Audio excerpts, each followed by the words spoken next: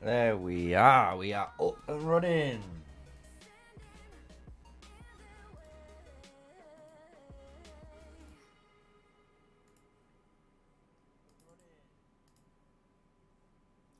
Let's just get that ready.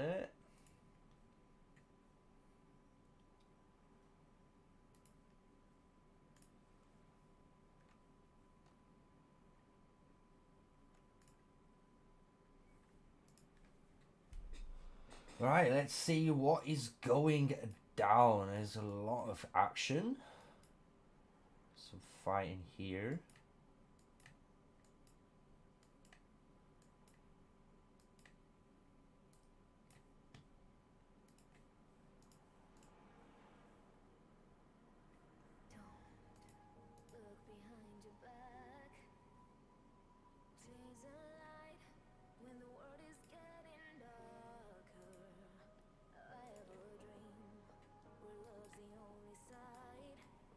So many DS boys here.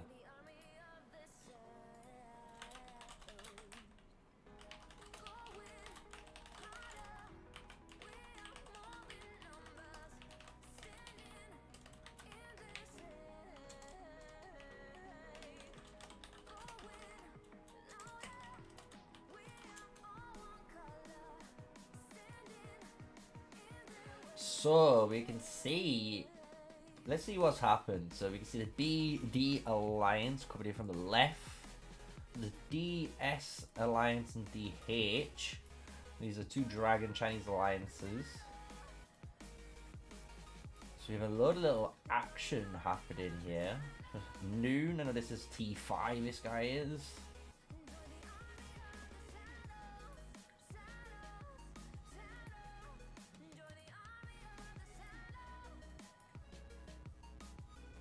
Video blinking forward.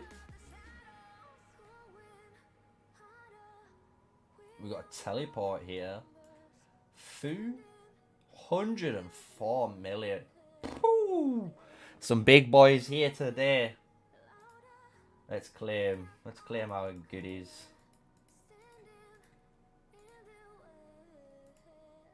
Absolutely bonkers.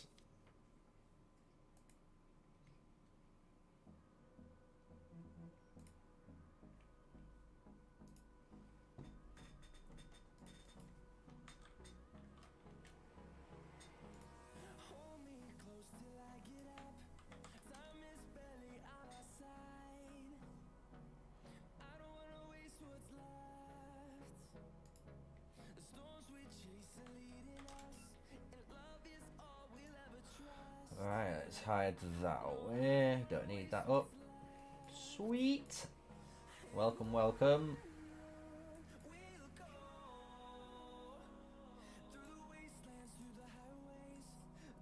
DH here, seeing if they can make some nice gameplay. See if we can get some nice recordings, some open field that we can use.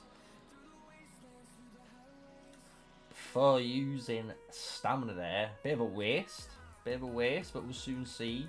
It's gonna be, you know, something advantage to him later, but that's 10 stamina lost while these guys have netted some, even if it was 2 or 3 merits for nothing. BD-0 doing the same thing again.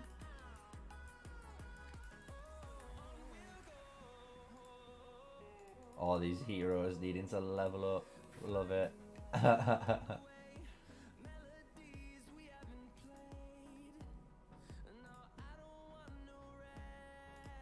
Let's make sure we got everything running. DS though, definitely their uptime right now.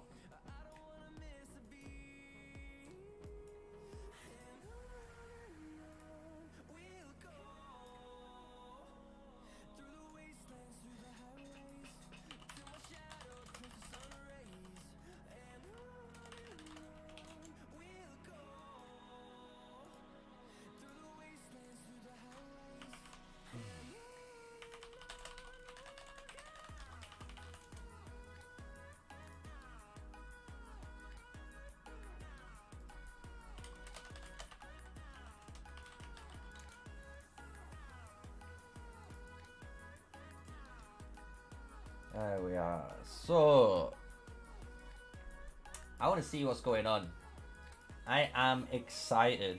Bit of fighting while our server has been a bit timid at the moment for us where we are. Which is, it's okay. It means we can power up. But we have the Dragon Alliance here. This is the Chinese Alliance. Oh, the Hydra's going in.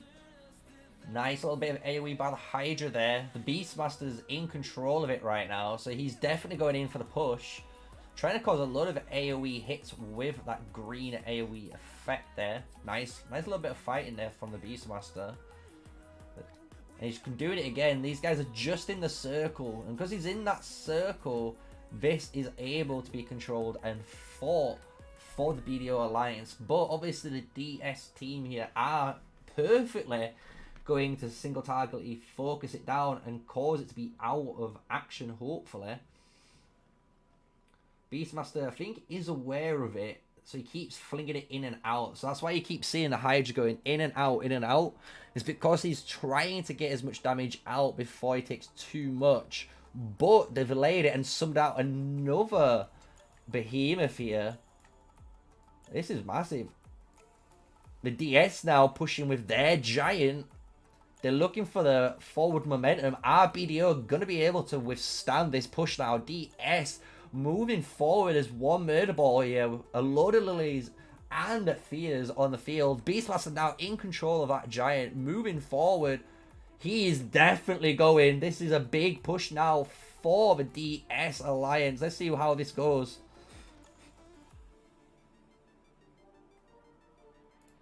Oh my lord. Can the BD-0 Alliance now focus down the DS Giant?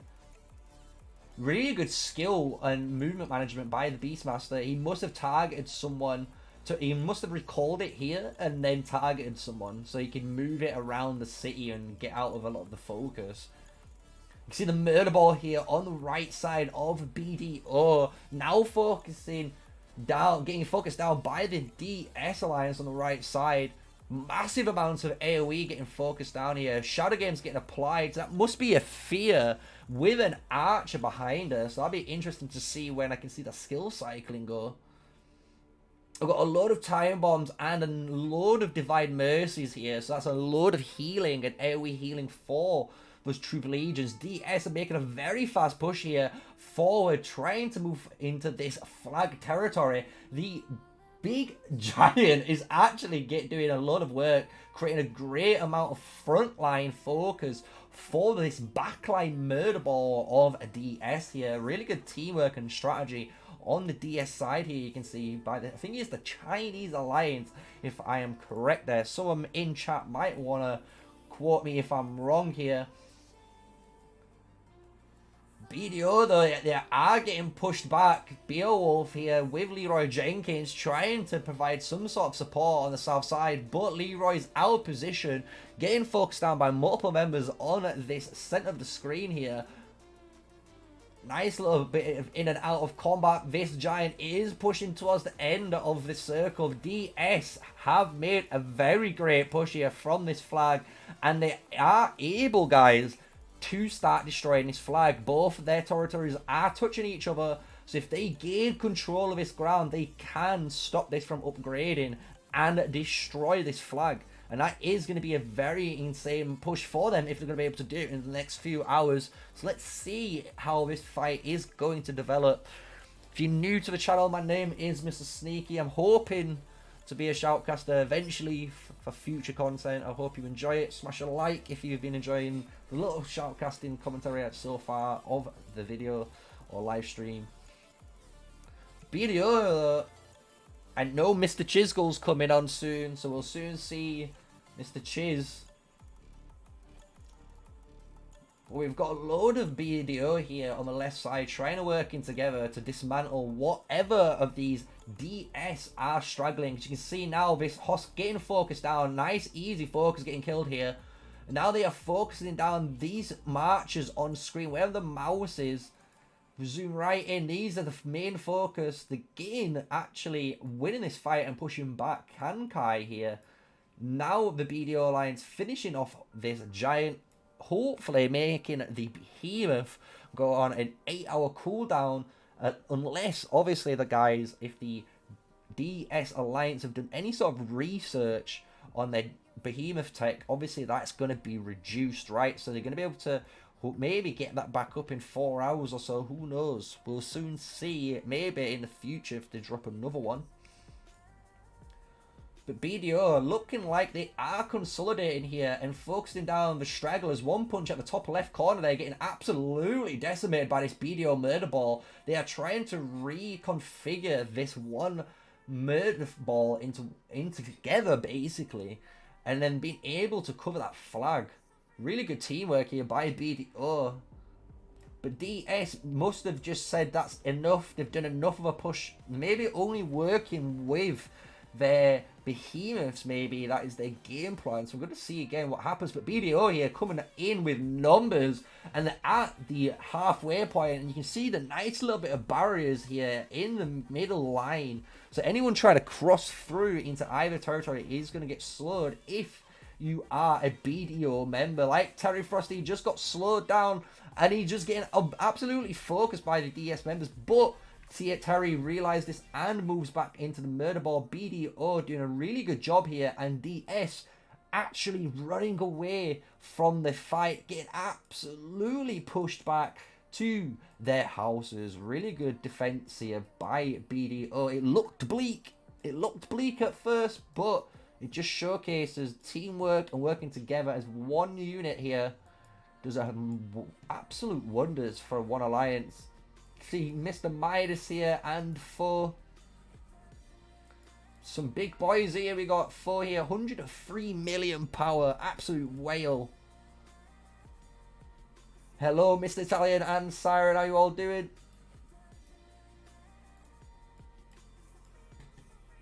We go to. I'm curious. I haven't seen in a long time, but damn, them some big numbers. So you've got the top 1, 2, 3, 4 currently are all the Chinese Alliance members. Then you have 5, 7, and 8. No, 6, 7, and 8 should I say again. And then you've got Fu here reigning as the strongest Blood Oath member. So congratulations to you, my friend. So now let's go into the 10, and then we've got BD now starting to appear. So we've got BD in top 10, 11, and 12. And now 14, 15, 16, and 18. So again, only 2 members there. 2 members after the top 10 to 20. So you can see where the bulk of the BD-0 Alliance is. I know Mr. Chisgo is around here somewhere, but he has been fighting. So I know he's healing up. There he is, 60.4 million power is Mr. Chiz. I know he's coming on soon, so that's going to be a really fun stream for you guys to watch as well when he does tune on eventually. But these are some ridiculous powers. As you can see, we're moving down closer to the top 100. We'll stop at the 100 mark. We've got Midas here again, and that's what we just saw on screen. Absolutely unreal. This is honestly, guys, if you're in this kingdom or you're watching this kingdom, do not think this is what your server is going to be like. This is this is all, if you want to call it the millionaires club, right? This is the millionaires club. This is a once in a lifetime server. Hey, man, I hope I pronounced your name all Malik. Thank you for watching the content. We are bringing in loads more stuff out. I've been looking at a load of your comments as well. I know you guys wanted research on policies, don't you worry. I have done a research guide coming out soon. It's not coming out tomorrow or like that, but it's coming out soon, so don't you worry. And I'm going to be working on the policies stuff, I think, tomorrow, so I hope you guys enjoy it. Obviously, we've got some content coming out in 30 minutes. It's just some content on the 10th anniversary. I know everyone who's been logged in knows what it's about, but obviously if you want to support the channel, just watch the videos, smash a little thumbs up on it. Does a big help. So we can see some artifact usage here. So we've got Burst Strikes. Burst Strike is the Phoenix Eye. Shadow Games being Shadow Blades there. by the BD-0 Alliance, hopping in and out of some cities, scissored with his 3 or 4 marches, it looks like, together. Oh, big Slizzy. 20.2, he's got over 1.2 million merits. Absolute mammoth.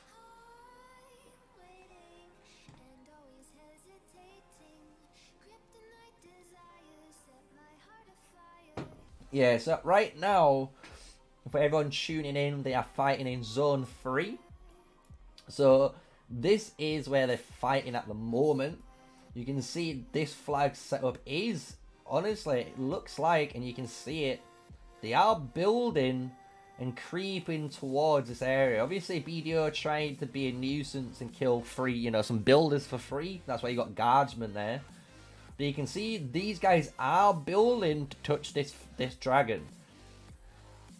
But at the same time, you've got these guys coming down from this side. So you've got a load of fighting everywhere, honestly. Even DNX, we've got guys here, BDE fighting. DX, but obviously this is a little bit calmed down at the moment. But they are fighting in Zone 3, so they are fighting basically for who's going to lock out who. And whoever locks out who is going to basically control the Flame Dragon at the end of the season. So that's what is going on right now. This is the main battle zone. I can see that's been happening.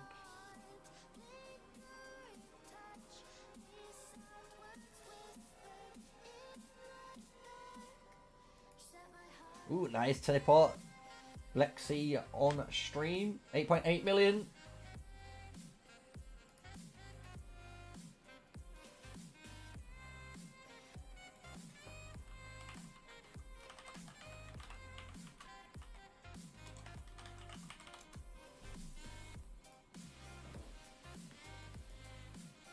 Absolutely sick. I honestly like that fight was really good. Really, really good. Even better that we was like able to record that fight while we was live streaming. Love to see it, because it's gonna allow me as well. Any fights we do get to see, obviously I'm gonna do either some sort of highlight montages of obviously live streams, but as well, which is really good, I get to showcase as well, like even like this little bit of combat here. You know, him killing this unit is really big, because if he does kill him, it means this is definitely that 10 stamina is being returned. But at the moment, this guy being out, even with the little units, could be, you know, building like he has been, these types of barricades. And honestly, guys, you'll notice barricades is a really big thing when it comes to open field combat. Stops a lot of people from coming into your zone, because that movement speed reduction, even for rallies, is absolutely detrimental, right? So we're going to see you red here use it, trying to basically use his troops, I think, to cause stamina usage. But again, this would only work if all of these were new troops, or maybe if this guy were popped out of his city to kill, you know, one of the things and pops back in, then that would waste 10 stamina. But for just sending that march down, these guys are going to kill you for free.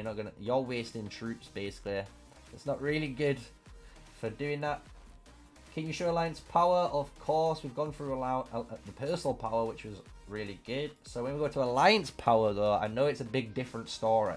So we go to Alliance power, and you see BD-0 having over 900 million more power than the Dragon Alliance. But the third strongest, obviously, alliance is the other Dragon Shell, right?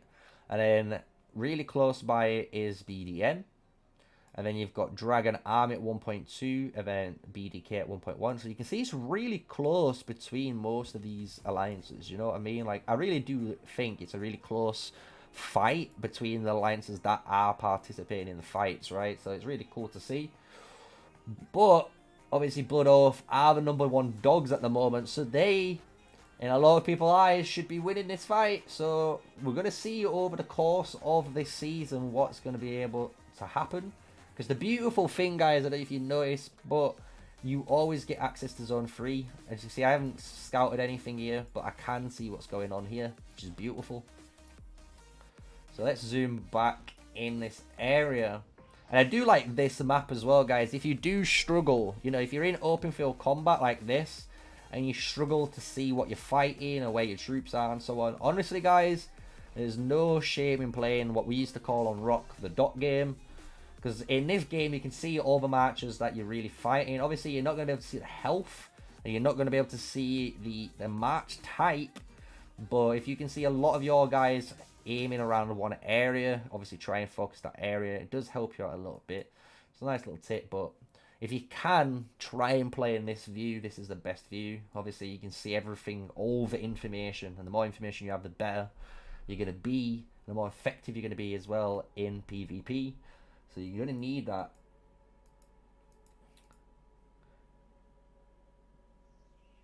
Yeah, that's it. The Chinese, that's what I thought. Like, the Chinese alliances are super top heavy, but like the BD alliances are nicely spread out. Like, you have a lot more consistency, right? That's the best way of putting it. So I do enjoy it. It's gonna be a really fun stream. Hope to see some really good, you know, fun fighting. We had a little bit of action just then, so obviously maybe we just need to wait for a little bit more, maybe troops again on the DS side. And we might see some nice, really good action again. But that was a really fun fight. If you can go back on the YouTube live or like, you know, move back, honestly, just skip back near about 6-7 minutes ago. Or no, now probably about 10, 15, 20 minutes ago. This is some really good action.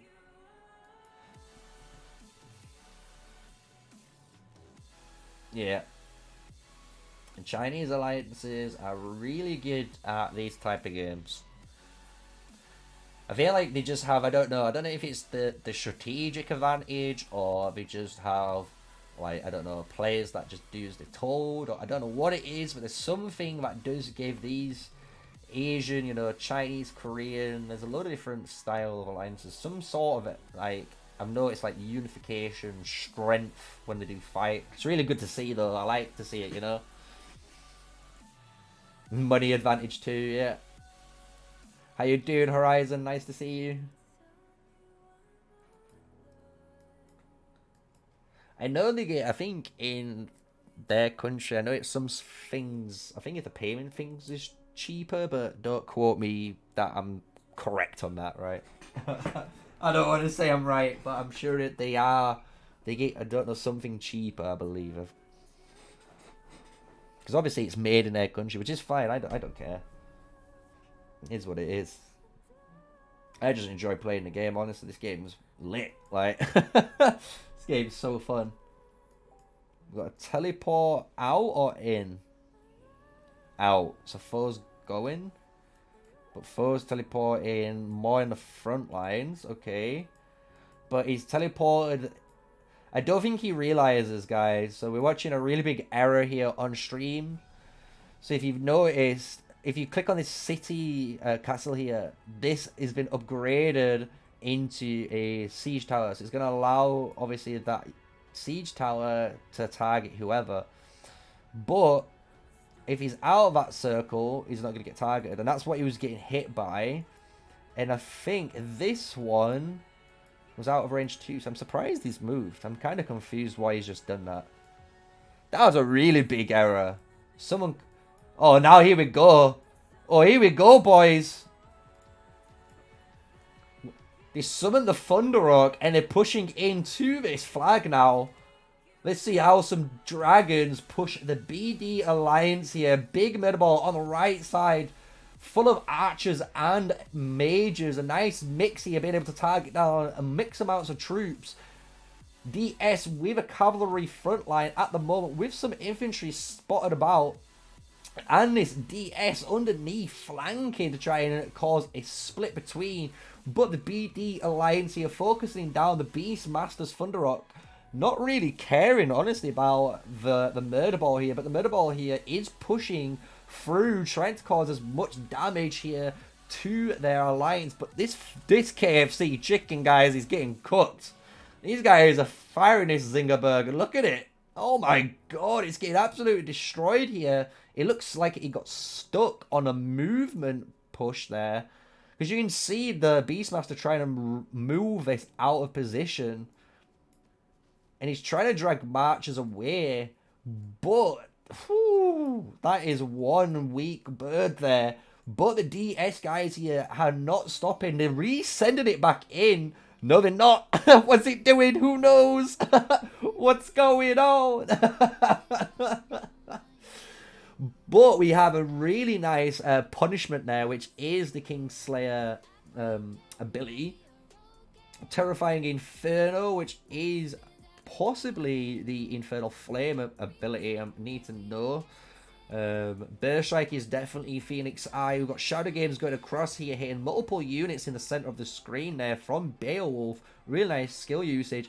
Whoa, 15,000 plus AoE hit there by a Shadow Games proc. I don't know which player hit that, but that was massive artifact damage there. Really good skill usage by that player. They're sending back in the KFC Bird. Can they kill it before it triggers its skill? No, they can't. Nice bit of AoE hit by that little skill cycling on the Thunder Rock there. The Beastmaster controlling it, hopefully taking it up, but it's done. That's the timer done. It looks like it is gone out of action. Behemoth taken out. Can the DS Murderball stay and fight and push these BD members out of their area? It doesn't look like it. BD holding a very strong ground on the left side here, pushing together, focusing down the murder ball, which is being circled by my mouse right there. Abyss obviously got a few members out of position here. BD should be focusing these guys here. Really easy kills for them to get, which they are doing. Really good teamwork, and you can see almost, it's like a wall, right? A nice wall of members pushing forward into these guys. Really good teamwork by the alliance here by BD. Really good defensive work. Obviously a really fun push by DS, but it looks like they're gonna have to reconsolidate and try again and see if they're gonna be able to take down that flag again for the maybe the third time now on stream. Nice little bit of time bomb denial there. I don't know if you saw that. The time bomb got activated and he hopped into the city, and because he hopped into the city, the time bomb just disappears, right? Because it's not on the open field anymore. So really good way there to counter that magic bomb that just got spotted really quickly in the corner of my eye. But BD-0 doing a really good job here, pushed all the way back to the front line, defending. DS having to refresh those troops. And thank you for the subscription, Miss Chick-Solero C. Thank you for subscribing. I hope you guys are enjoying the content today. Been enjoying the Server 32 stuff so far. Again, any questions, let me know in the chat. I'll try and answer these questions and obviously commentate on the action when we can in between. Obviously the downtime right now. If you're wondering for builds and stuff, this is not the account for it, as you know. We're only a scout here. We're only looking. We are, I wouldn't say Channel Fox News, but we are a news channel right here. Really good play. Really good open field. So you guys can see here, hopefully, the open field experience. And this, the thing is, guys, you got to remember, this server we're looking at is an insanely powerful server. This is an outlier. This is not the normal case. So when you guys make your accounts, or when you're in whatever server you're in, you're not going to be in a kingdom like this. This is a once-in-a-lifetime kingdom. But this is almost showcasing what end game PvP does look like. Honestly, the amount of troops on the field, the amount of artifact usage with the Behemoth pushers is what end game fighting does look like. And obviously early game, it's a lot more scaled down. It's a lot more PvP friendly, especially for free-to-play players. But in this scenario, if you're a free-to-play player, my advice is, obviously, you want to be playing with the bulk of these players, right? So what you want to do is let these guys charge first. So right now you can see these guys are healthy. You want to avoid those. But these guys in the yellow, you want to be clicking anyone in the yellow. So this guy right here is a prime target if you're a T4 free-to-play player that you would be targeting Same with this Lilia here. Even his T5, that's 50% less marches. And even for you guys, if you've got at least 80, 100,000 troop capacity plus, that's going to be enough troops with your team members to kill that troop without getting negative trades. So it's a really good thing to be focusing on, is these marches out of position. Like you can see right here, really good way of gaining merits for you and not losing any sort of like damage in return from counterattacks, because again, all of your teammates should be focusing these targets with you, so you're going to melt them quicker. Yeah, I know how you feel about the free-to-play experience.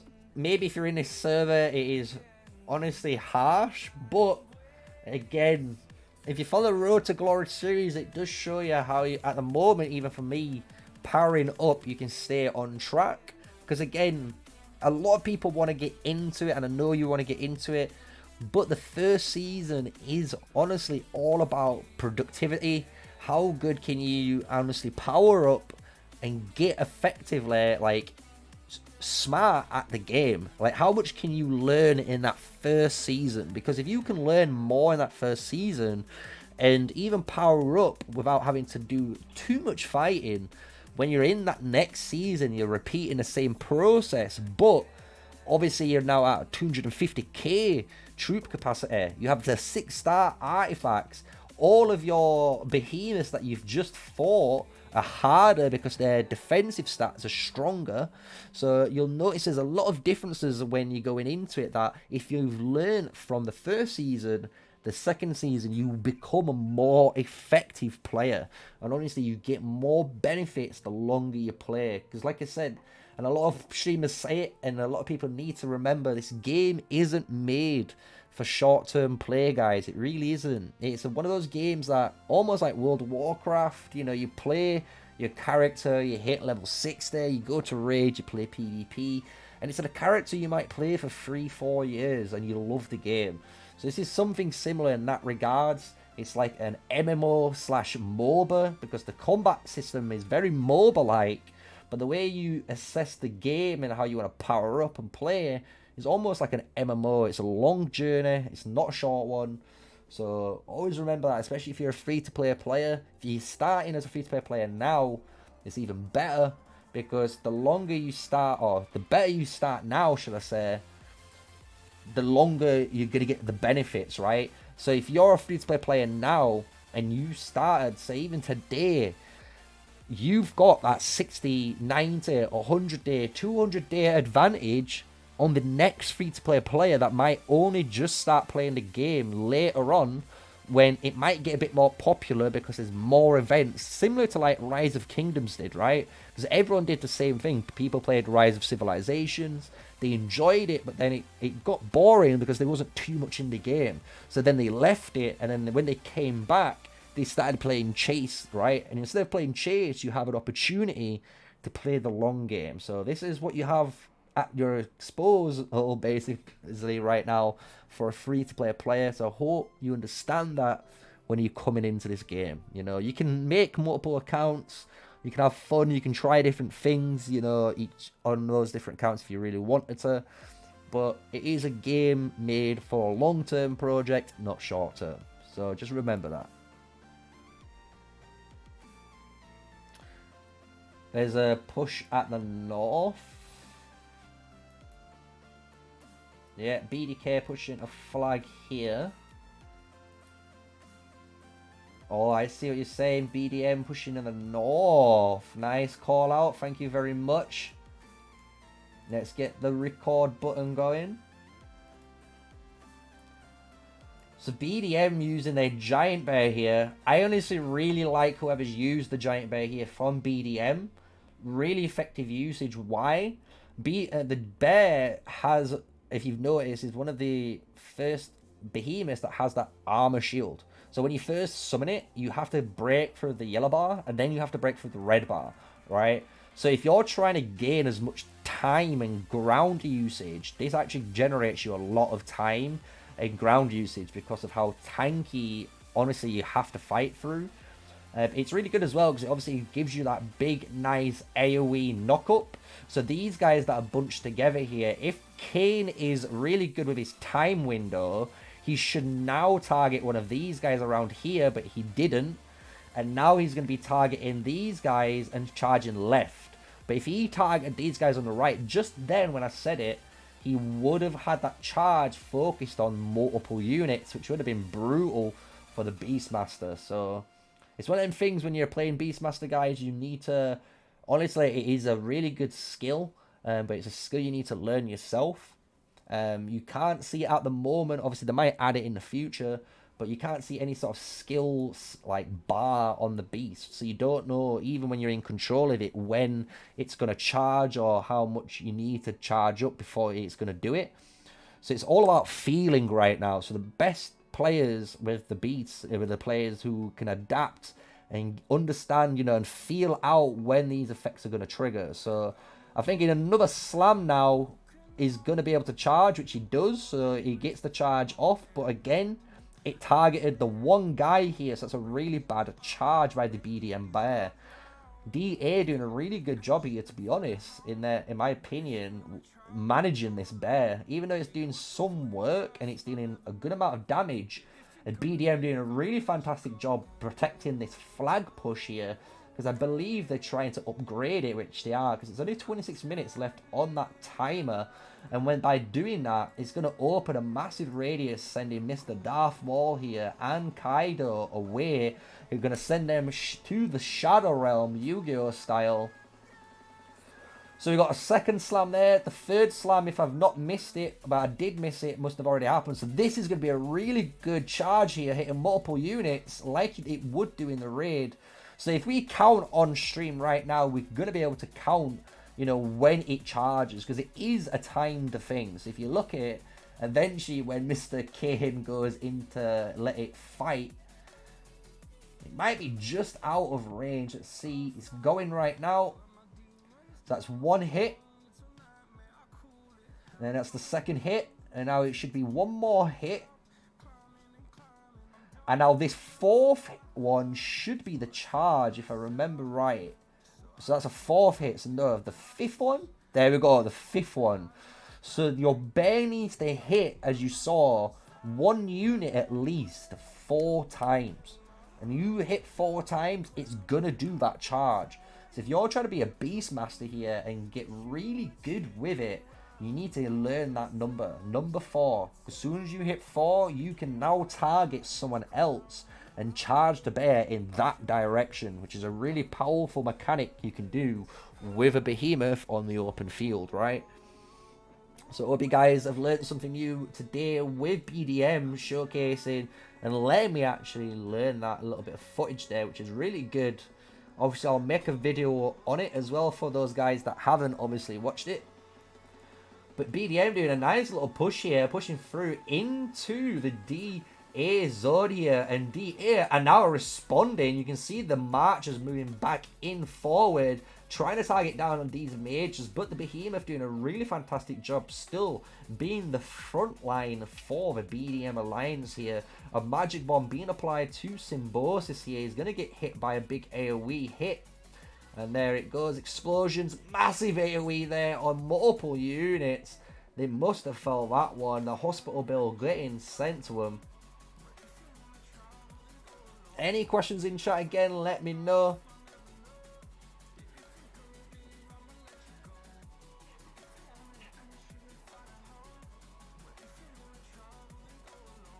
We are liking what we're seeing though. Really good teamwork on both sides. That's what I'm really enjoying.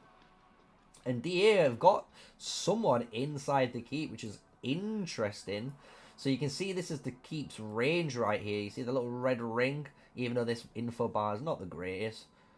Ooh, BDM summoning a giant now, so we're going to see a second of Behemoth summoned. But yeah, this is the zone. So if you're a BDM member and there's someone in this, especially if it's a whale, right, you're going to be taking some insane damage because it will hit you while they're inside that AoE.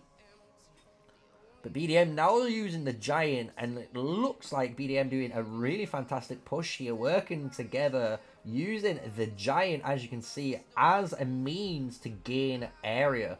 So I really do like this way of playing. It's a very, I would say, similar strategy to a game called Overwatch. If you guys have ever played Overwatch and you follow maybe a streamer called Jane, he does talk about this too, and I really love it because it's a really good coaching advice for especially players in the open field. You can imagine this area what we're watching right now is a big heat map, right?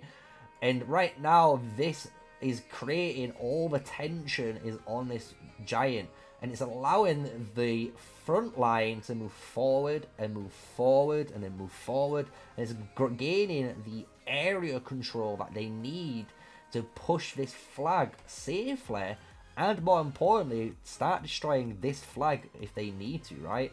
So you can see they're taking out the keep first, which is a very smart decision, and then they're going to take out the hopefully they take it out. That's my plan anyway. Take out the tower. But you can see here, this is a really good job by BDM using two behemoths together, wanting to basically start the initial push and get the DA members maybe low, and using, you know, their main damage on it to absorb as much of that damage as possible. And then they use the giant here to close out the fight, and you can see the amount of advantage they've gained is really good. So I must admit it's really good by them. DA do have another flag here, so you can see, if you're wondering what's going on, there's 3 flags. So they need to take out a load of flags on the BDM side to push forward, but obviously like on the DA side they've got a load of protection, right? So that's good on them. So on both sides again, really good strategy and teamwork being displayed for all you guys on stream today. You think it's more important for more players to be more top heavy? What do you mean by top heavy, Everin? Oh, I think I read your question wrong. Do you think it's more to have more players or to be more? Oh, yeah. So from what I've seen, so obviously Super Server 1 and in Super Server 2 so far, from what I've established, what it appears that is, if you have more players of better quality in your alliance, so imagine there's, you know, two you know, big kingdoms, right, or big alliances, and there's 1,000 players.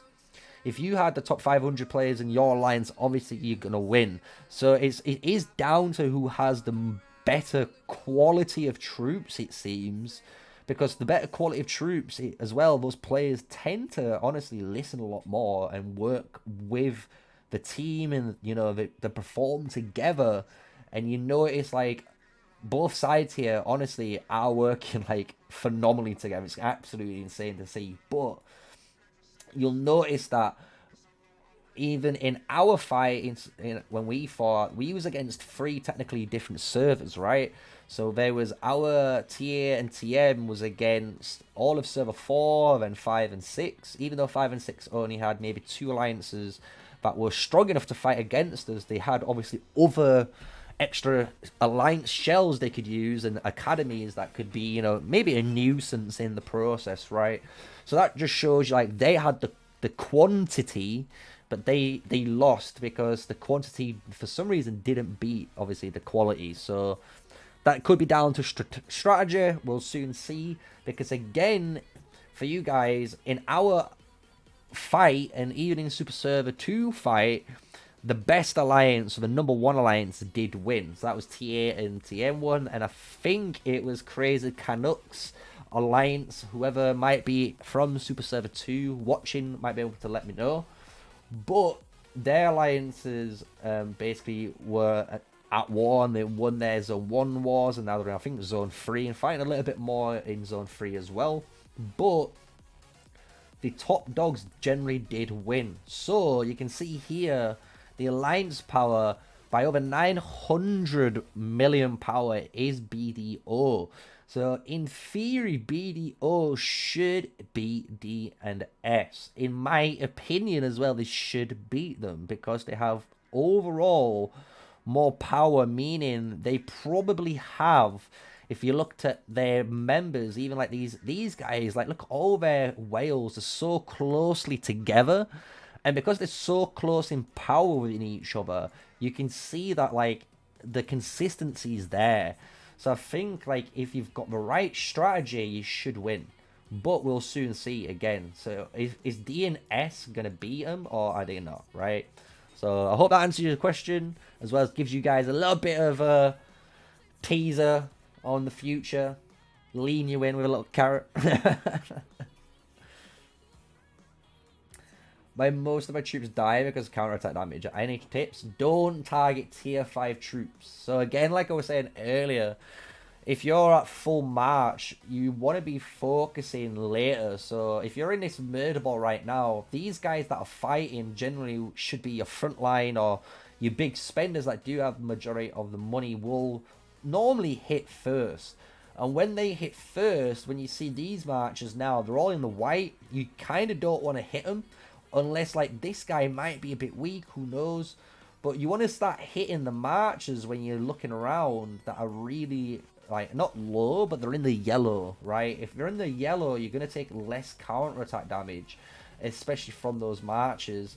If you're trying to avoid counterattack damage alone, a really good tip is try to avoid killing archer units. It sounds stupid, but archers are the kings of counterattack damage with infantry units as well. But obviously you need to kill those guys. So we have Mr. Echo Gaming on screen. You can see Mr. Echo here. Let's see what he's doing. He's building as well as just providing a little bit of nice support from range with his Lilia there. It's not the yellow names, it's the yellow health bar. So right now, you can see here, so Sassus's bar is yellow, right? But if you look at Yoda, his bar is white. So these guys in yellow are generally in the 50%, 60% health range. So if you're at 100% and they're around 60%, you should, in theory, take less damage, even if you're using T4, right? And again, you got to remember, when you're targeting that player, there should be multiple players. Like on screen right now, there's like, at least if we zoom out, we can count it. We've got 1, 2, 3, 4, 5, 6, 7, 8, 9, 10, 11, 12, 13, 14, 15 players just in this little ball here, right? So if all of these players all target the yellow guy together, you won't take any damage because you're all killing it as fast as possible, almost like a raid boss, right? So I hope that helps you understand the yellow bars and what you want to be focusing down on. Obviously, if you're a big spender, this rule doesn't apply to you. And obviously, if you're a stronger player, this rule doesn't apply to you. Because obviously, you would know this, and you naturally do this as a player. Marches you want to be focusing down on are the ones that you feel like are going to cause the most problems. So a lot of Lilias cause problems, and obviously the Nico and Kanaras cause problems, especially if you do see someone rocking Kanara and Nico together. That match needs to die. It's so strong. The longer that's on the field with that archer player who knows what he's doing with it, the more merits he's going to generate, and it's going to kill, honestly, so many mage players. It's terrifying to see. So we have DNL has seized control, I'm guessing, of a pass. So they're going to be coming into the zone maybe 2 or 3 area. But BDM doing a fantastic job here. You can see really good teamwork. Again, great usage of that Behemoth. So they're taking out the keep and the Alliance Tower together, which is really good to see. It's going to allow them, again, to gain that control so they can build a new flag here and move forward and push, obviously, DA out of the zone.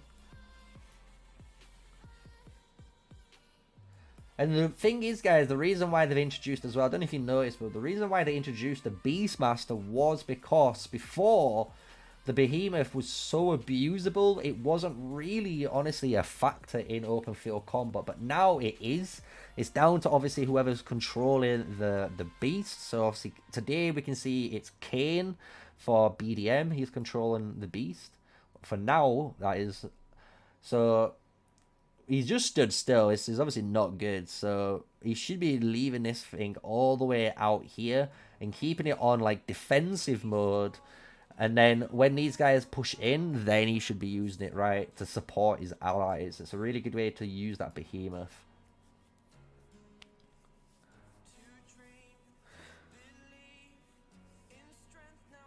Let's see. Basically, I suppose I have 10 troops that deal 2 damage. I deal 20 damage, and the enemy have 5 troops, and then I deal the square damage and come out even. That's exactly it. Best way of putting it. But yeah, maths in real war is not the same. Just a fun thought. Yeah. But yeah, that's the way it works. You want to try and put the numbers, right, in your advantage. That's the way you want to always try and come to open field combat. You always want to try and target someone where you know you have numbers advantage so you can get the most out of it. Obviously, when it's in the initial fight, you should always, like, in my opinion, if you're a free-to-play player, imagine all these players on screen right now. You had like 100, 200 player murder ball. If you're a free-to-play player, in my opinion, the first 100 players are going to be your big players as well. You should let them hit. Obviously, don't go in straight away. You might want to kill the guys on the outskirts that are maybe yellow and taking a bunch of AoE damage. And then that's what you want to do, right? Capitalize again on opportunity. As a free-to-play player, the thing with us guys, especially with our accounts, is we're all about opportunities. You need to take what opportunities you can instead of trying to play it almost like, you know, the whales do, right? Because the whales have a way they play, and the free-to-play players have a way we play as well. So there's 2 different ways of playing a game. So that's why, like, obviously there's different content creators that can give you different advice, because obviously the advice is tailored to a different, obviously, content audience. So I hope you guys realize that.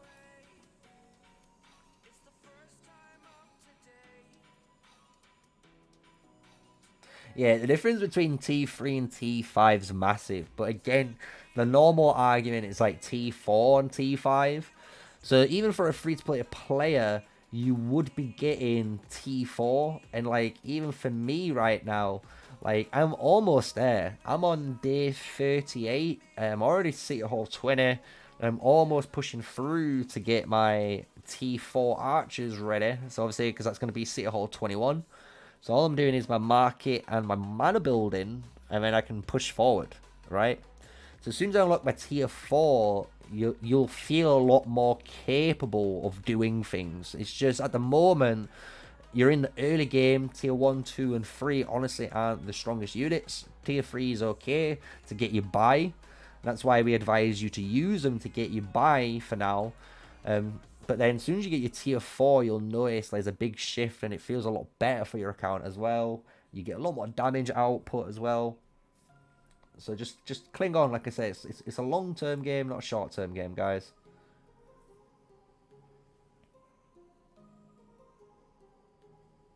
Oh, you're maxing Garwood? You're going to be one of those guys. Fair enough, dude. Everyone needs a Max the Garwood for the, like, one alliance. I'm telling you, every alliance will say we need one player with a Max Garwood just so he can be the raid tank. Like, well, I say one. You're going to need eventually, if you're in the top tier alliance and you're going to kill the Flame Dragon, normally you need between 6 to 8 tanks, maybe 10 depending on how strong you are, but normally it's between 6 to 8 tanks. You can maybe run lower if you're really trying to go for a super challenge and you guys are really coordinated. Then you maybe go for 4. But 6 to 8 tanks is normally the go-to at the moment for the Flame Dragon, right? So you're going to need 6 players of max Garwoods at least, with a Madeline behind or in front to be that raid tank frontline that you need to kill those behemoths. Because honestly, you need frontline, guys. Frontline is very important in this game.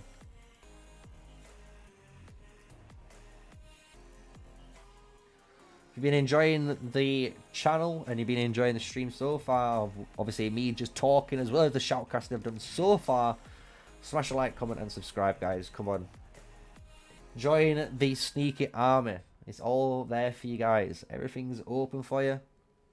Hitting the sub button's always free and it helps me a ton.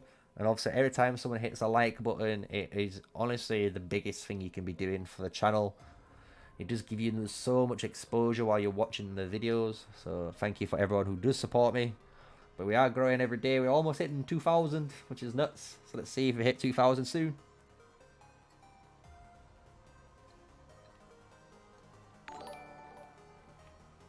And just like that, thank you for the subscription.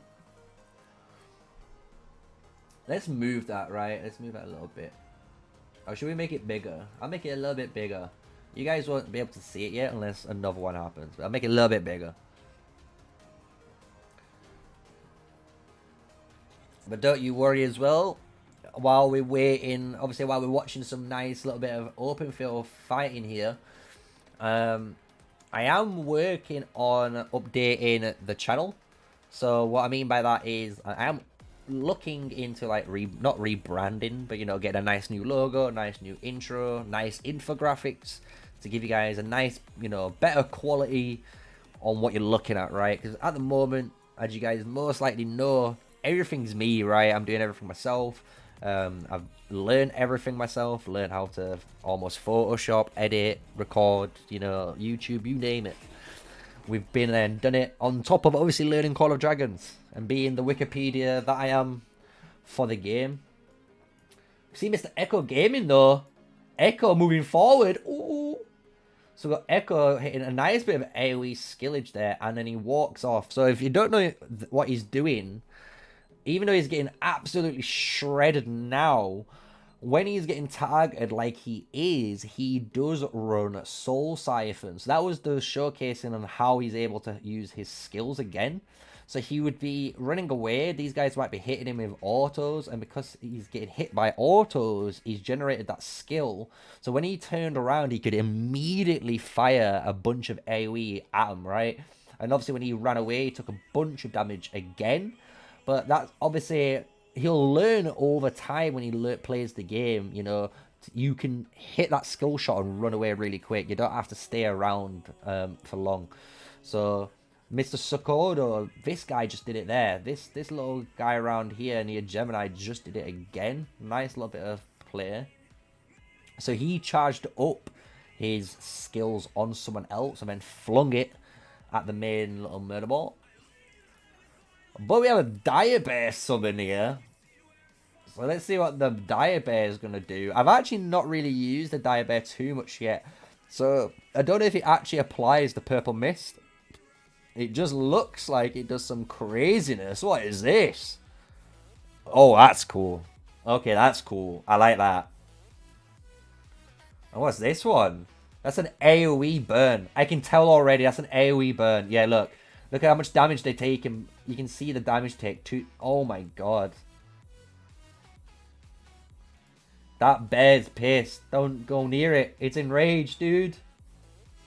Oh, this skill's so good. Look at it. It's going to hit these guys. Woo. If only it did more damage. But that's a really cool skill. Nice little bit of Dire Bear Behemoth footage there.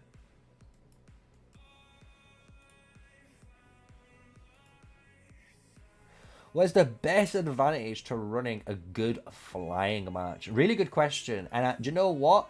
This actually area is a really good example of it. Because depending on how you wanted to play, right? You could have a flying march like Huffy does. And you could fly immediately here. And by flying here, what it does is it allows you to now come across this river, hit these guys. And if they try and chase you, you can just hop back over the river. And by hopping back over the river, you can just go where you please, right? This is already a safe zone for him. So he can just come back out here and take advantage of the movement ability, right? So that's why flying is important. Even here on this crevice, imagine they were fighting more top heavy. So fighting on this top side, flying units could fly on this terrain and come and flank behind and kill these guys. So in theory, if you had really good flying units, maybe in Season 2, when you've got more players with them, you could maybe get 100 murder ball flying march and send this thing over. And, you know, because we've done something similar with cavalry, where we had a cavalry murder ball that went around and swung behind while the murder ball came through brunt forcing. So you could do all sorts of stuff. So there is advantages having a really good flying march to have. So obviously I wouldn't prioritize on it. It's something you're going to work on over time anyway. So, but it is good to have, and that's why. So I hope that answers your question.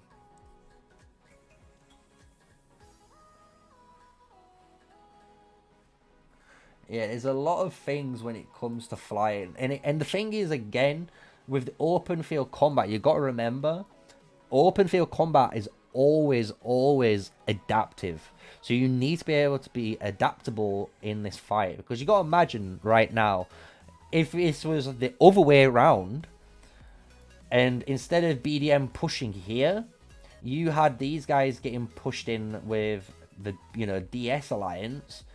You could as well, this flag could have been getting pushed in, which it is getting pushed in now. But if this was a DS flag on this side, again, you could have flying units being able to control this bridge almost, right? Because everyone else has to cross this bridge. And because you don't have to with a flying unit, you can take advantage of that, right? That's a really good thing to know, and again, why... Honestly, the terrain's made really well in the game, and you'll notice that, like, this is like a choke, right? You have to push all the way through and get to this bridge again. But then there's like this higher ground that you could be fighting from. So instead of going all the way around, you could just hop up, right?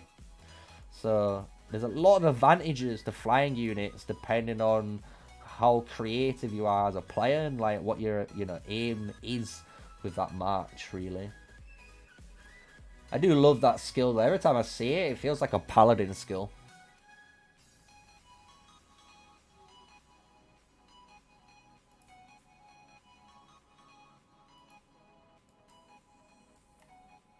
That is the Diabeg gone. Let's check out down here. BD-0 has the ground. DS chilling.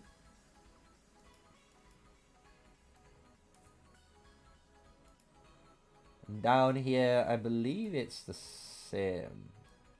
So they've started building. I don't know if they spotted this. Anyone? DNX? Building?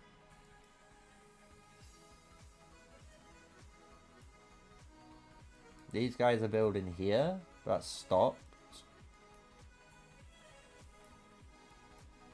But yeah, you have this fight here that stopped. And then we've got this fight up here. And this fight's fighting on two fronts almost. So let's watch a little bit more fighting. Is there a cooldown on Behemoth summons? Yeah, so every time you use a Behemoth without any Alliance tech, it's an 8-hour cooldown. And then obviously when you use the Behemoth, you need to redonate all the mana. Like you did, originally when you donate to get the bar full, you just redonate again. It goes up really fast. So once you donate, then the 8-hour timer's done. You can resummon it. But again, Alliance tech does reduce this. I wonder if I can join one, right? Let's see if we can join one.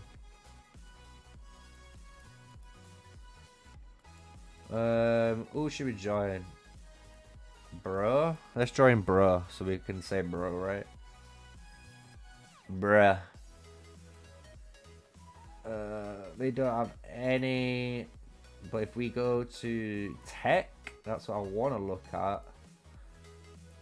Yeah, so if you go to Behemoth tech, look, there's your cooldown there.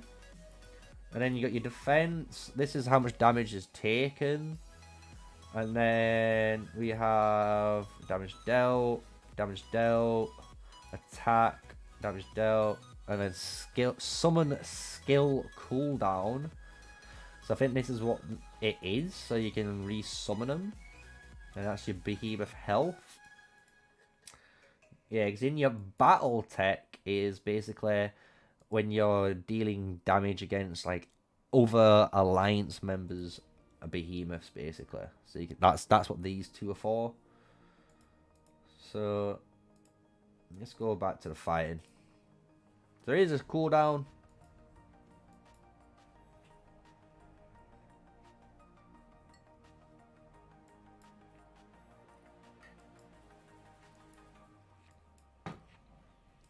There we go. Nice bit of fighting again.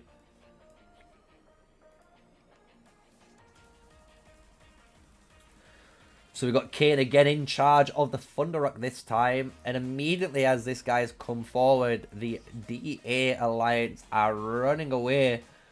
They were trying to push forward to kill these builders here, as you can see. But I'm terrified of a KFC Zinger Chicken. DH, though, coming over the bridge there. Oh, nice little bit of pincer maneuver. So DS controlled the bottom side, and because they control the bottom side, have used the bridge here to support the DA, obviously, push on the right here. But obviously, BDM should be able to defend this. I do believe they should be able to. Because they've got two builder balls, if you want to call them. You've got two builder balls, and then you've got your nice troops that are hanging around, which they're now coming to help. And you've got this Behemoth, which is able to guard this bridge. Really nice little bit of, like, obviously, again, teamwork and team play strategy here by BDM. He's going to hit a big AoE on this Chinese player right now. There we are. Like to see it. Burst strike coming over the edge there. Bit of Phoenix Eye usage. And DA now pushing up on the right side. The Behemoth being sent over there while this Murder Ball is trying to help. But they were successful and the keep is down here. So now it's just the flag to go. This is getting exciting. One structure down, second structure to go. Mr. Echo Gaming was again on stream. Don't know where he is. There he is. Right at the top. I don't know if he's streaming still, but if he is, go check him out. He's an amazing streamer. I do a load of collabs with him so far and hoping to do more in the future as well. BDM doing a really good job, honestly, working together to take this. Bazooka Joe there. Recognize that name. This Thunderrock's taking little damage, which is nice as well. So they must have been working on their tech maybe in BDM for the Behemoths, right? And maybe DA don't have the good tech for it. It's only getting tickled, which is nice. Obviously, when we get a big murder ball, obviously, when we get the big murder ball, it's going to get absolutely shredded. But you can still see for now, even with this tickling bits of damage, it's not like a lot of damage. And it's good. It's good trash damage, if you want to call it that. Look, he's done over 1k damage, and he's taking 81. Now he's taking 500. And he's still dealing over a K damage. And now he's going to do an AoE attack, right, against these two guys. Good read. Walks out of the AoE. Nice. This guy jumps into the city to dodge the AoE. Nice read again. But Beastmaster, understanding that, Beastmaster pulls away that Thunderrock. And now it's coming back again. Maybe it's just really buggy for him. I'd like to hear their views on it.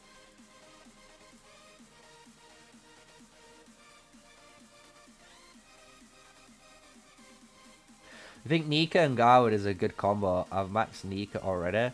Well, Nika and Madeline, if you've both got those two maxed, is the best garrison combo in the game. Nika's really good as like as a deputy, in my opinion. The reason is like you'll notice she doesn't have any sort of stat apart from the one counterattack damage thing. So she does die really easily. So you do kind of want like a Garwood primary maybe. You could try that. But in my opinion, it's like Madeline and Nika does a ton of work together. It's a really good like match made in heaven. When you're in a raid though, maybe in a raid you could try it. Honestly, if you're a tank main, try it.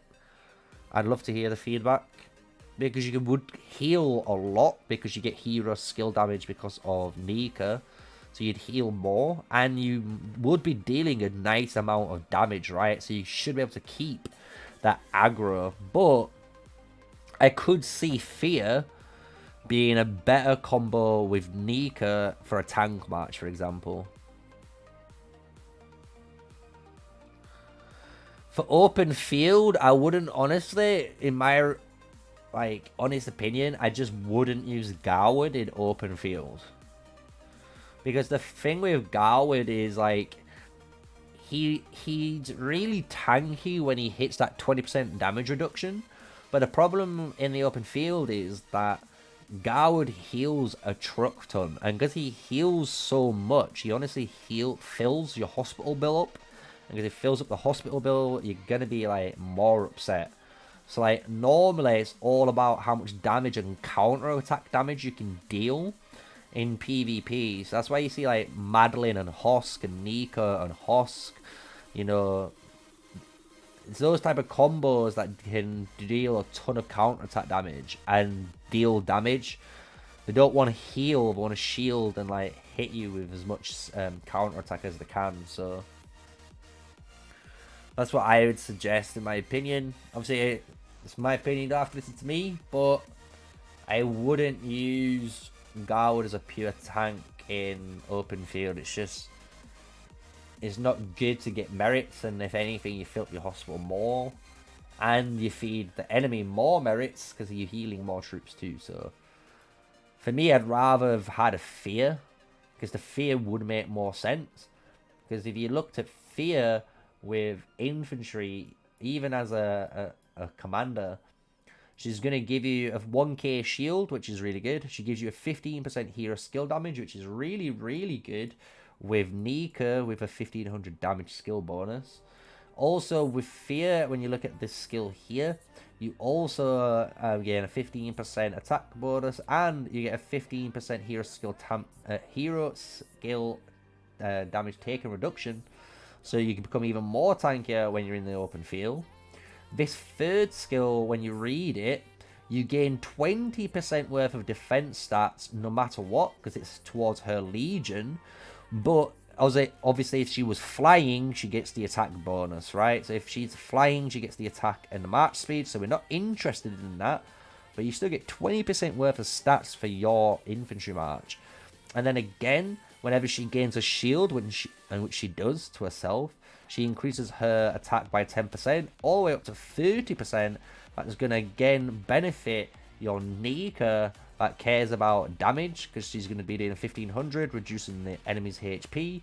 She also has a physical attack bonus of 20%, and a nice little bonus on the end is the 10% hero skill damage and the counter attack, which I was talking about.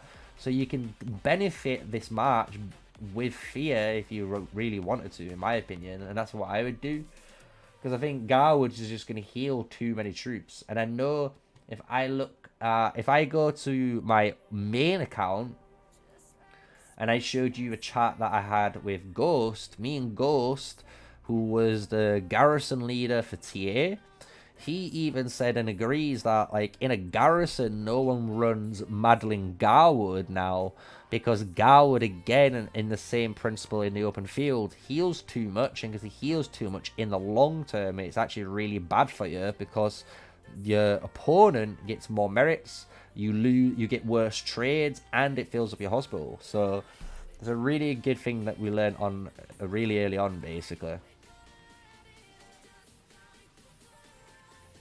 So I hope that answers your question.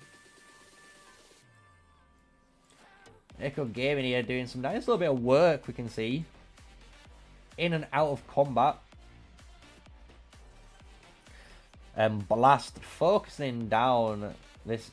I'm guessing this must be tier 4 there, because he just got absolutely shredded there to the king. But we'll soon see.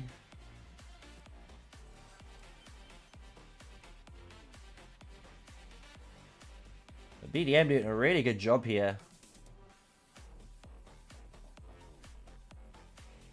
Let's zoom out. Let's just check down at the bottom end.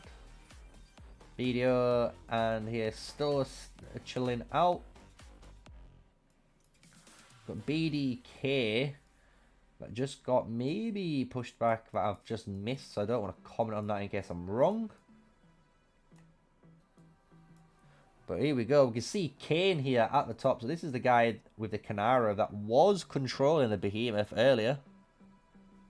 So big shout outs to you guys if you're listening. Nice to see.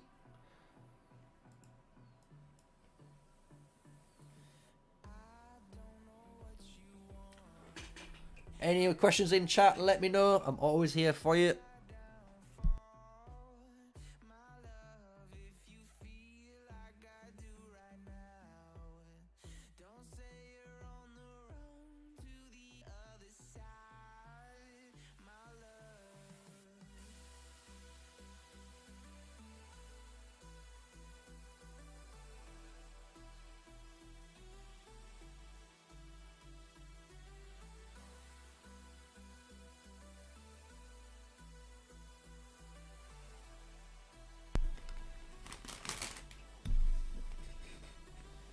I'm sorry, I was just eating a crisp.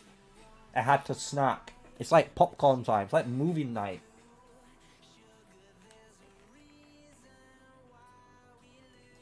Got Spooky Sam here. Spooky Sam making some moves on the south side. Snowdrex now coming forward. Coming to aggro onto this guy, it looks like.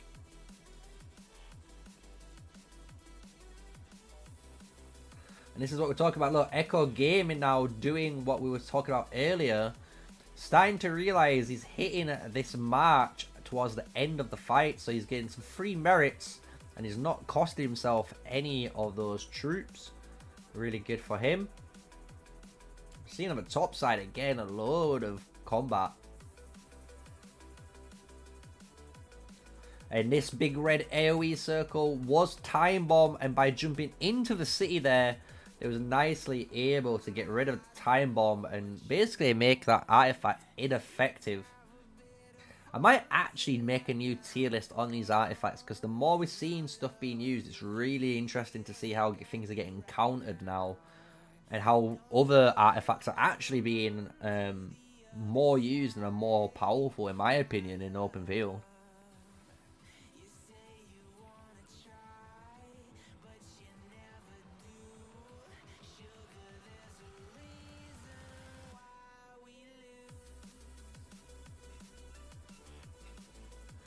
Got Omar and Kaya.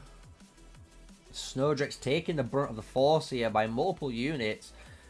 Absolutely shredded down now. 8.8k Shadowblades from Mr. Doom there with his Kanara. And another Shadowblades there. 11,000 damage applied from these Dragon Alliance members here. DA working together. 1.2 million, the Dragon army.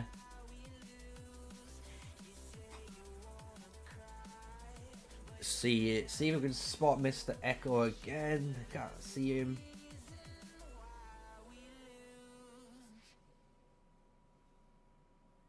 Got Draco there.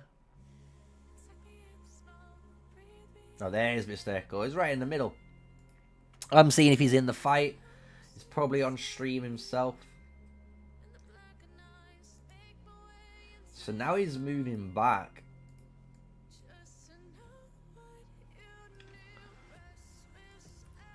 So we've got all Alpha Omega here, really running low on troops. DA now summoning their Thunderrock, and it's on the flag. This looks like they want business maybe with the members that's online here. Do they really think they're going to be able to take this push? This is going to be a really interesting fight now.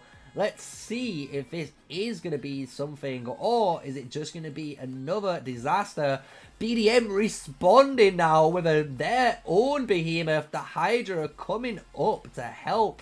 But here it is on screen chasing after that Thunderrock. We've got two Behemoths here with open field fighting. Absolute carnage now on the battlefield. Echo Gaming on the south side with the Murder Ball here, working together hopefully to kill the right side. So here we go. Kato Bido should be the target here. And just like that, look how quick he gets melted out of the game. Dead, sent to the Shadow Realm. Good riddance. And this is it, guys. This is all you have to do. Honestly, they're doing a really good job. But DA's Thunderrock is getting absolutely melted now by the BD guys. And the BD Hydra showcasing how you should be using it again as a more of a frontline and working with it, right? You always have to work with your Behemoth, otherwise you'll realize it's not going to do any sort of justice when it comes into the fight. That is an insane bit of AoE there by the Hydra, using one of its AoE effect skills that, when you can see when it runs into you, you take massive amount of AoE poison damage, which is really effective. And it's shooting out those green spits out of the raid. I really love to see some of those mechanics coming back into the open field. And the Beastmaster actually doing a really good job defending these two flags. Honestly, he's doing a really good job holding this ground for BDM right now. DA are trying to do what they can, as you can see, using that Thunder Rock, but that Thunder Rock now being taken out of the equation, out of the game. So are DA going to respond and focus down the Hydra here, or will the Beastmaster Kane again pull it back and manage it really well to try and get the full timer worth of this Hydra usage? Nice bit of AoE there. Hitting multiple units. He's targeting the yellow march. As you can see again, he's trying to open up windows for these players here to target other marchers. You can see this cavalry guy getting absolutely shredded. But a really cool effect he did right there, if you noticed it, they charged out, got their IFAT skill, which is the Fang of Ashkari, and then when he activated it, he ran back inside. But because you drop this relic, it stays on the open field. He was dealing damage with it while obviously being safe inside. So really cool little, you know, tip there for you guys on the open field if you're looking for something to use, obviously, for yourselves to try and cheese some free berets maybe.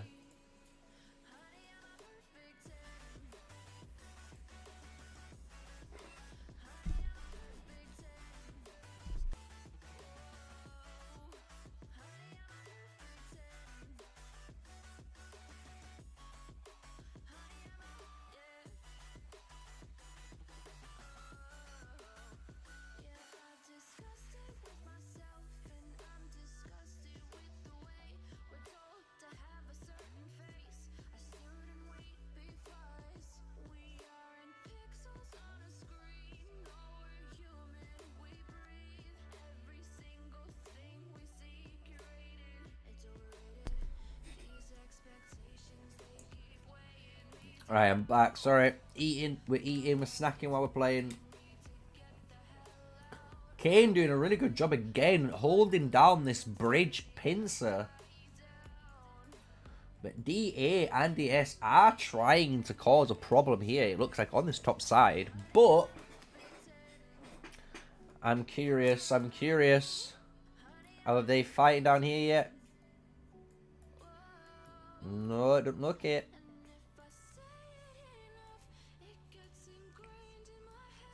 So this is the main fight at the moment. Love to see it. Nice bit of Shadow Games there. And he replies with his own Shadow Games back. Nice bit of AoE combat there with the Shadow Blades artifact for the Archer unit. Nice to see.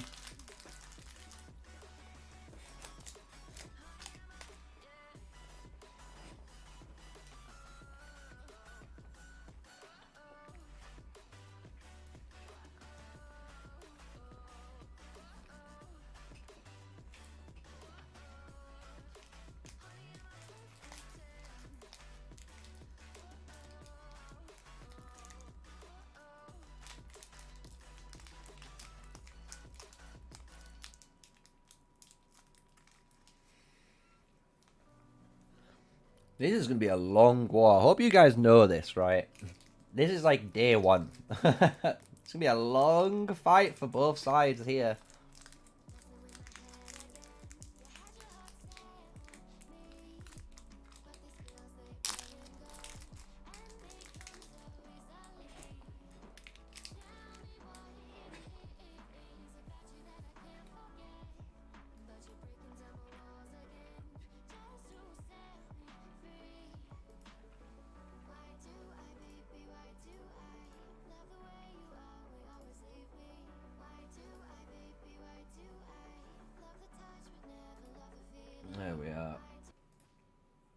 Oh, wrong button.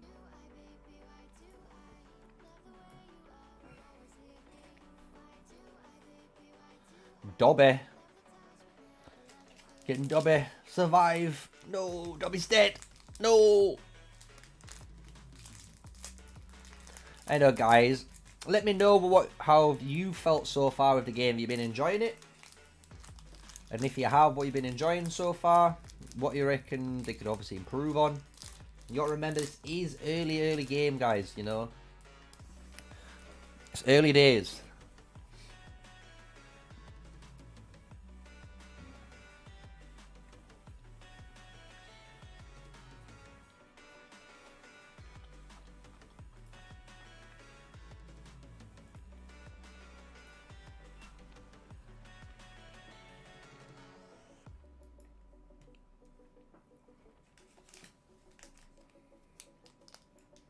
Oh, damn. Hot damn, dude. Is this the push?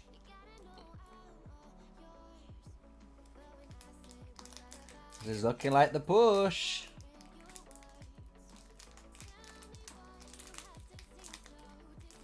But it's always about how BD responds, because they are really good at responding.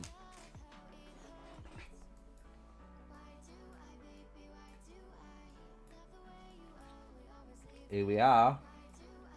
Ooh, nice Kingslayer.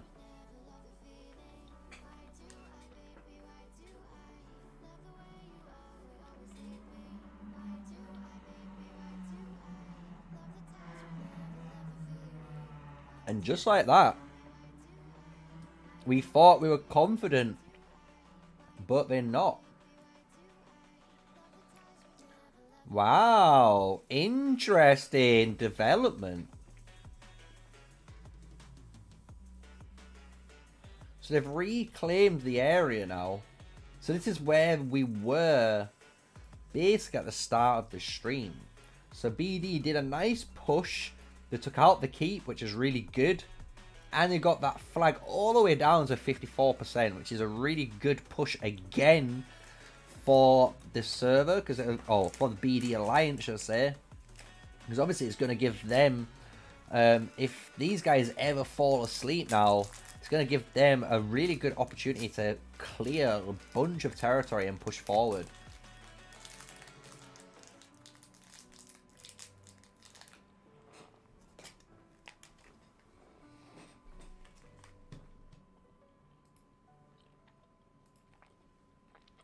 Ooh, big Phoenix Eye. Woo! That Phoenix Eye, damn!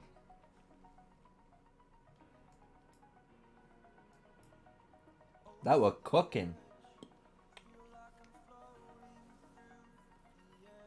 Dino getting targeted now by BD. You got this Wild Deer and this Lydia getting absolutely shredded and sent to the Shadow Realm. As you know, see you later. So that's this guy here. He's only 7 mil power, guys, look. He's 7.6 million power playing against some of these guys. And he's fighting.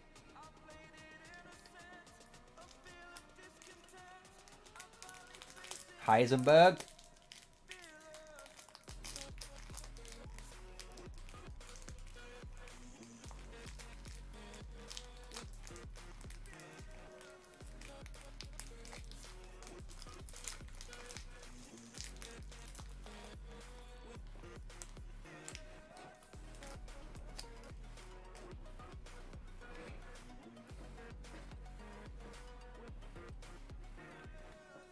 No problem, I like casting. Honestly, shoutcasting is one of my favourite things to do when I get to see it. So, I'm hoping, I don't know about you guys, but I am hoping for that Ark of Osiris / their version of Ark of Osiris, because that needs to be in here already. I need it. I want to be able to shoutcast properly, and I want to be able to go to, like, other, servers and watch their games, because then if I can watch other games and shoutcast some really sick fights, and It'd be really good. I know you guys would love to see that. So that's what I'm hoping in the future I'm going to be tailored towards. So if you like my shoutcasting on live streams, I do similar stuff on the channel as well through the war videos. So, but I'm glad you enjoy it. Thank you for the positive comment. Don't get too much of it nowadays.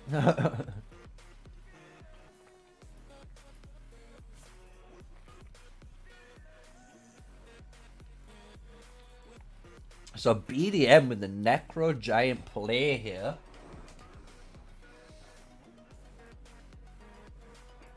So this is how they're going to respond. I'm going to drop another Behemoth. So that's 3 or 4 Behemoths they've summoned already. They've summoned the Giant Bear, the Giant, the Hydra. Oh no, they're doing the Dire Bear 2 and now the Necro. They're out, right? This is the last Behemoth, I'm sure. Unless they've got another one coming off cooldown.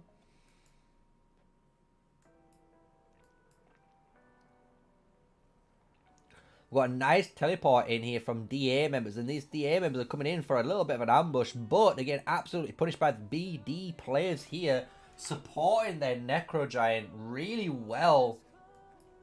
And the Necro Giant now going in for the kill. Oh, there we are. Look at that massive ball. It's going to crush them. So if you guys don't know, if you are trying to take a person's Necro Giant, that is the skill you need to fight against when you're in the elite raid. Or not, well, not in the elite raid. When you're in the normal raid and you're trying to steal it. So, you know, if we're out here and we're going to take this Necro Giant from DS, that is the ball ability that you need to dodge. And it is insane. It does so much damage too, man. It does something like 80% of your health in the raid when you're trying to steal it. So I'm glad we get to see some Necro Giant gameplay here. Really fun to see. I want to see that big ball of doom again. Here we go. Is he going to do it? One hit.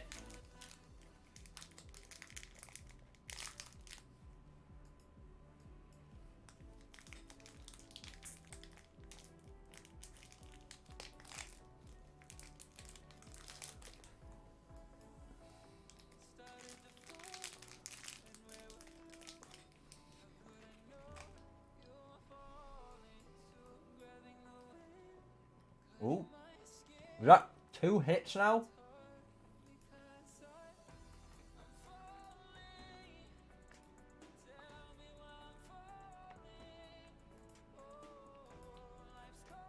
Ooh, here we go. Here we go. Nice bit of AoE. You just need to hit this, right? That should be 4 hits. So if I've calculated it right, and that's 4 hits, this next one should be hopefully the big ball again. Unless, obviously, it loses the skill charge if it's out of combat too long, but who knows.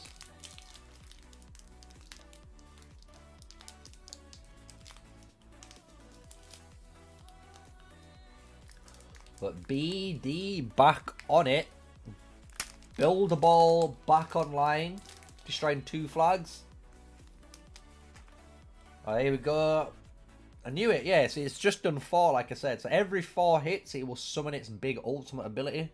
This is the Necro Giant. As you can see, that's how much damage it's doing on the open field. Imagine that when you're taking 20%, 20%, 20% dead.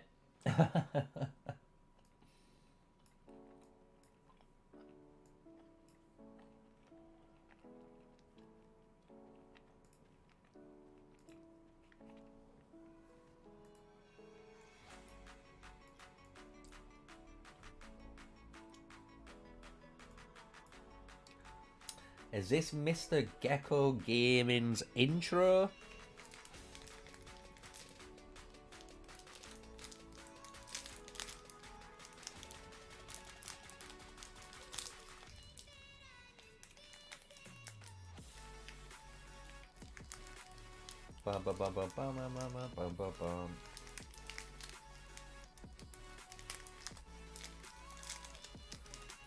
Kane doing, honestly, like I said, and I've said it a lot of times, but damn, Kane's doing a really good job.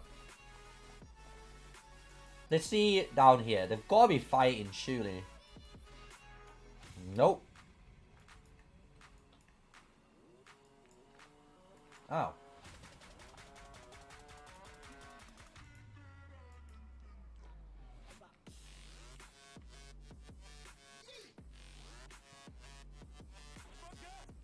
Got all that return fire.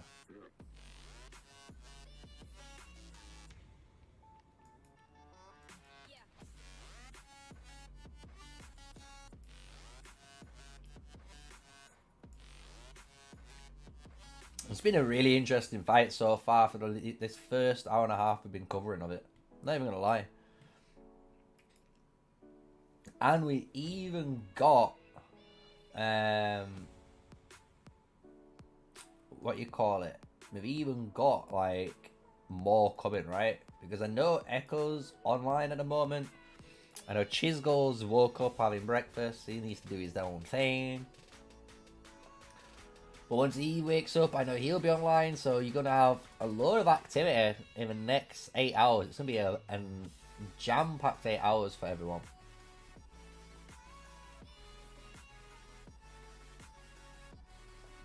You got any questions in chat, let me know, and I'll obviously answer them for you. But remember, if you've enjoyed the content so far, smash that like button and subscribe to the channel. It does help out every single time.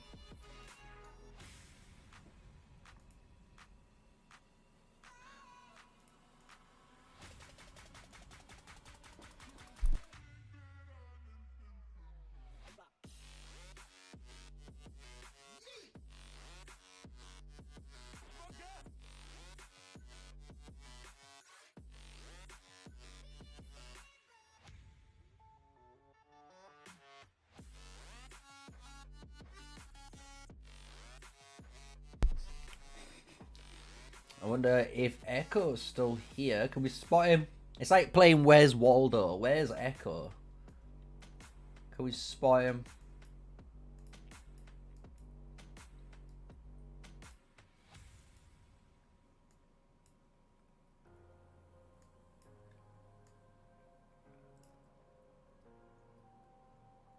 I don't spot him. He might be going. Who knows? Who knows? We got the B-Lord. Jeez. I love some of these names, honestly. You guys come out with some great names for accounts.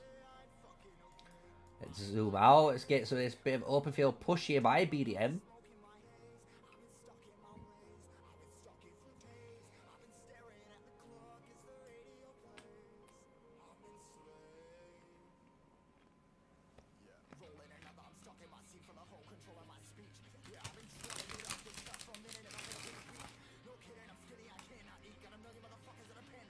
How you doing, Justin Gaming? How you doing?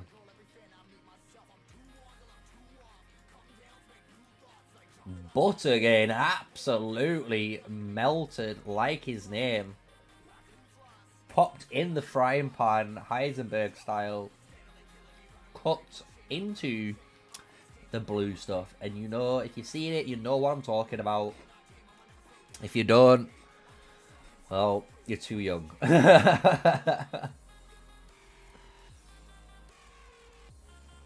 Nice little bit of, this is what you need, man. These guys are doing a good job protecting all of these builders. Really good job.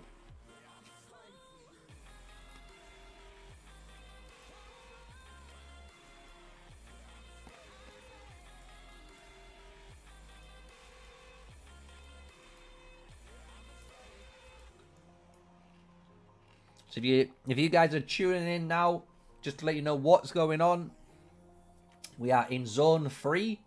This is server 32 we are looking at right now.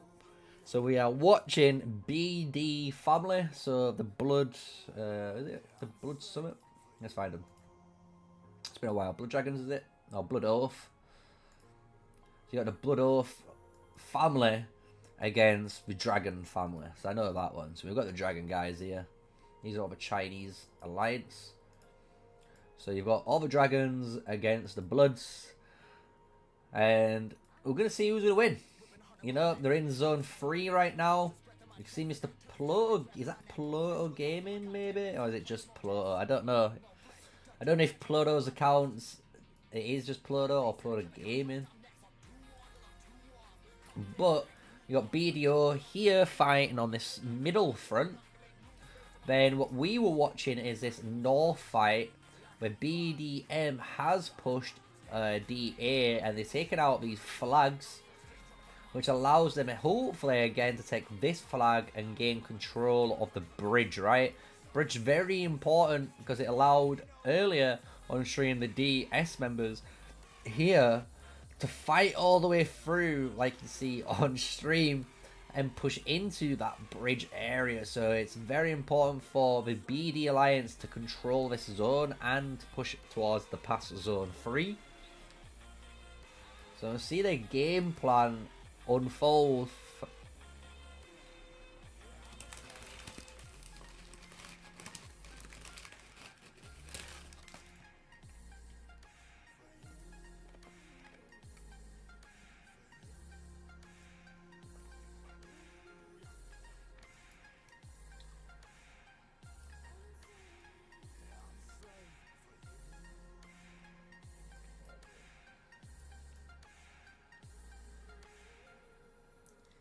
Ooh, King just dropped in from nowhere.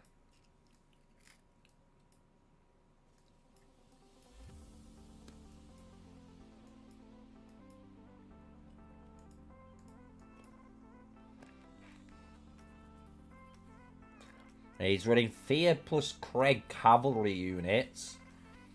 And then he's got his Emery's and Bakshi as a secondary cavalry unit. So you're watching King here run 2 cavalry combos. Interesting to see that.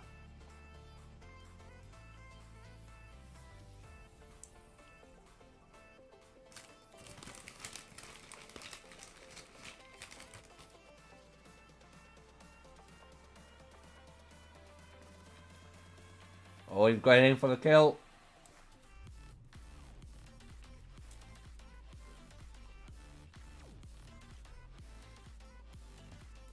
Look how fast these units are, man. They're insanely fast, those flying cav spring warden units.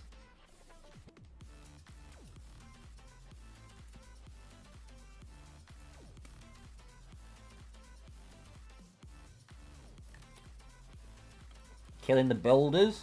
Really clever.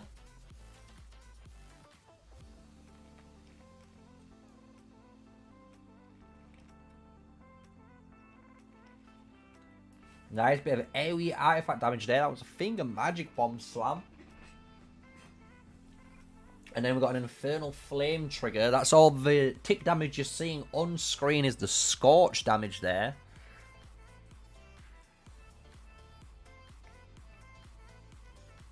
Terrifying Inferno. Someone just activated their Infernal Flame. There you go. Look at that damage on the DH member. 1,000 scorch damage per tick. That is devastating damage.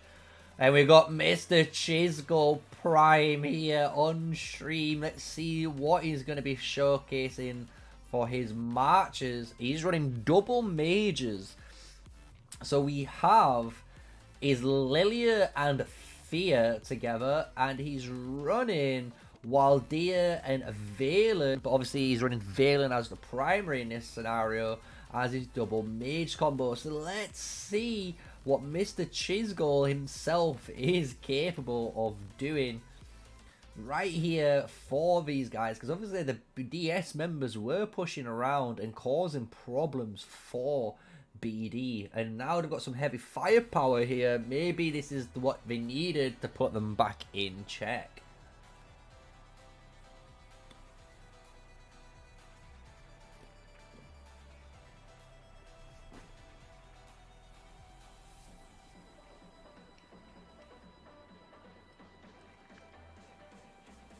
Chisgo's not taking much damage. And he's hitting some big numbers there. 4.3k hit from an artifact damage. 7.8k from Chisgul's Valen's not artifact, his skill 1 trigger in there. Really good.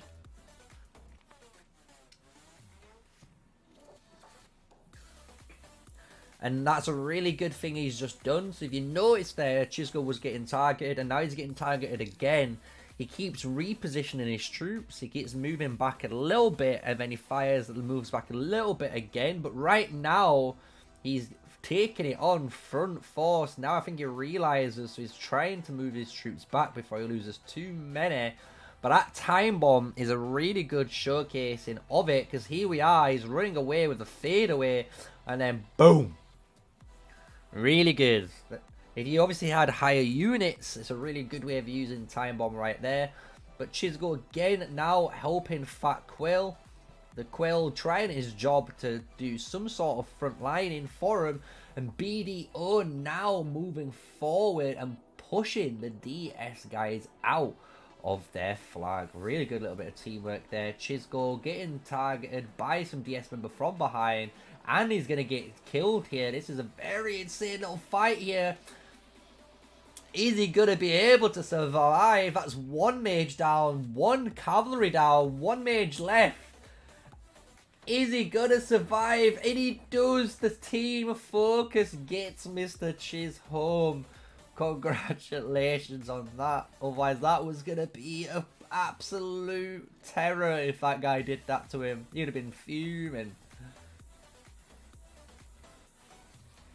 Nice little bit of time bomb usage again, about to go off now. And you can see the big purple numbers. There we go, 1.6 damage there. Beautiful, 4.6k, 5k, 7.4. They've just got destroyed. The amount of artifact damage that just got laid on top of each other just disintegrated whoever was there. So sorry for you, dude. DH and DS though, looking like they are pushing forward here. This is actually a positive push for them, right? Because if you look up at the top side, BDM do control the top, right?